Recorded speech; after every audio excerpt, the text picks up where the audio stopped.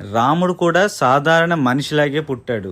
ప్రతి అడుగులో ఇబ్బందులు పడ్డాడు, బాధపడ్డాడు, ఎన్నో కష్టాలను ఎదుర్కొన్నాడు. కన్న తల్లి కంటే ఎక్కువ ప్రేమగా పెంచిన కైకేయి ఆయన్ని అడవులకు పంపేసింది. అడవుల్లో సీతాదేవిని అపహరించుకుపోయారు. తిరిగి యుద్ధం చేసి సీతాదేవిని గెలుచుకుని అయోధ్యకి మహారాజు మహారాణి అయ్యాక రాజ్యంలోని ప్రజల అభిప్రాయాన్ని గౌరవించడం కోసం మళ్ళీ సీతాదేవిని వదులుకోవాల్సి వచ్చింది. మరి ఆయనే అన్ని కష్టాలు పడితే మరి మనం కోరిన కోరికలను తీర్చగలుగుతాడా అని ఎవరికైనా అనుమానం ఉంటే ఆ అనుమానాన్ని పక్కన పడేయండి.